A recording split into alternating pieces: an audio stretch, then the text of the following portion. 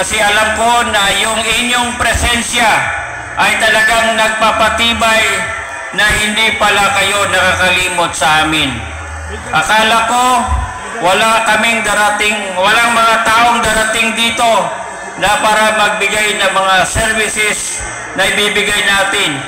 Kanina natawagan ako ni Colonel Tadoy, Sir, nandito na yung mga tao. More than expected ang dumating na tao. This shows na talagang mahal pa rin kayo ng mga taong bayan dito sa Barangay Sarmiento. Alam ko na kayong mga tao dito sa Barangay Sarmiento, 90% ang population sa Barangay Sarmiento ay mga mahal natin mga Kristiyano. Pero sa panunungkulan po natin dito sa munisipyo ng Parang, nakita nyo na ako na isang Muslim na mayor ay hindi ko po pinagkait ang mga serbisyo na binibigay ko sa inyo.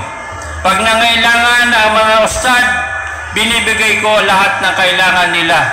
Pag nangailangan ang mga pastor, binibigay ko rin ang kailangan nila. Pag nangailangan ng simbahan, binibigay ko rin po ang suporta natin sa kanila. Dahil alam ko na sa aking panunungkulan, hindi dapat mamili.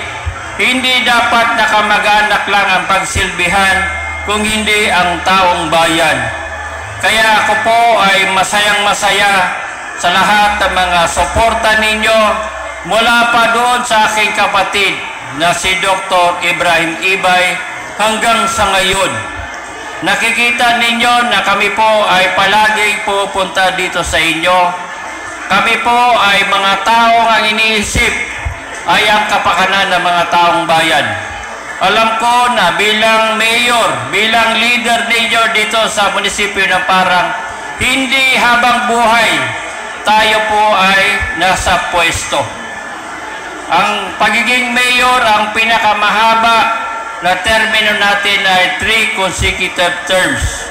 Ibig sabihin, darating din ang panahon na whether you like it or not, ay talagang iiwan ninyo ang ating posisyon. Ang gusto ko lang, bago po ko umalis sa pagiging mayor, ay may maiiwan po akong maalala na nung time na ang mayor si Dr. Ibay o si Kahar Ibay, ito po yung nagawa nila dito sa Barangay Sarmiento sa bayan ng Parang. Kaya kung ano yung nakita nyo na development, yan po ay hindi lang kagagawan ni Mayor Ibay. Na-achieve po natin yan dahil sa tulong ninyo na sama-sama ninyo kamong niluklok sa posisyon. Binalik ko lang yung mga sinabi ko sa inyo. Alam ko na kayong lahat ng mga kataga Sarmiento, wala akong pinangako sa inyo dito na hindi ko natupad. More or less lahat po yan na nagawa natin